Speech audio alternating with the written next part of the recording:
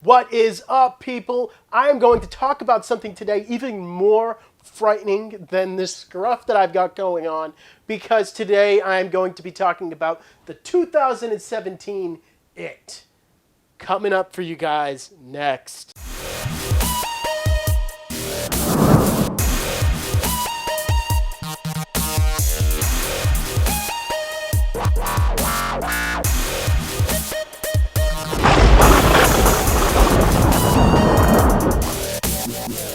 So the 2017 It just came out on home video, and I am going to get into the movie review and review the Blu-ray right after this for you guys. And just to give you guys a little bit of background about how familiar I am with It as far as the Stephen King novel and the 1990s miniseries, I have actually read the book and seen the miniseries. I love the book. It is one of my favorite Stephen King novels. It is one of the only ones that I've actually read all the way through, and I actually was just frightened by the 1990s miniseries while I was growing up. Tim Curry's portrayal of It the Clown was horrifying to me. Absolutely horrifying as a kid. And that is just because of those talons that he had as teeth. I pictured them just gnawing into me. But now we have an upgraded version with a little bit better acting, and hey, how is it? Pretty damn good, people. You know, just from the beginning frame of this movie and how it perfectly captures the beginning frames of the 1990s miniseries, that scene with the kid in the yellow jacket, that is perfectly recreated here. And I love the introduction of Bill Skarsgård's It. Bill Skarsgård is so damn creepy in a way that is very different than Tim Curry. And that is something that I felt like was important. Hey, if you're just going to redo it, you know, there's no real point. But there is definitely a difference here. And hey, kudos to you, Bill Skarsgård, because this is actually something unique. He comes across a lot more pedophile-ish to me in this movie, and I feel like that makes him a lot more threatening.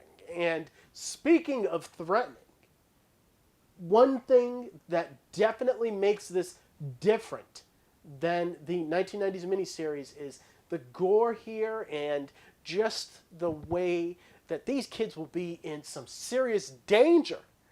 And really, you don't know if they're going to come out of it alive or get their limbs chopped off.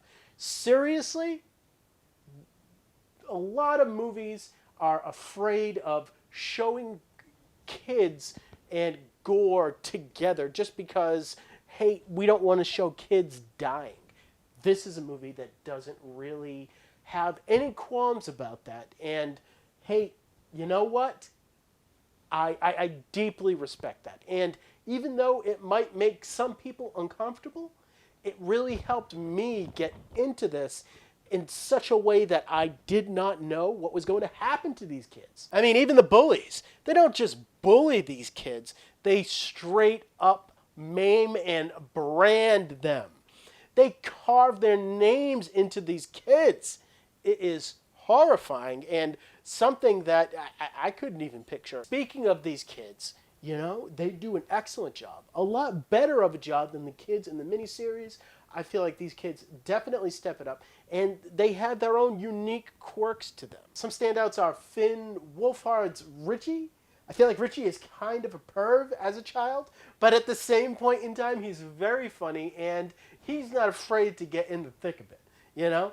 He is going to stand up to it, but at the same point in time, he's got some smarts about him, and he's not going to do anything freaking dumb like, you know, corner himself into a room just to, you know, fall into the typical horror movie cliche.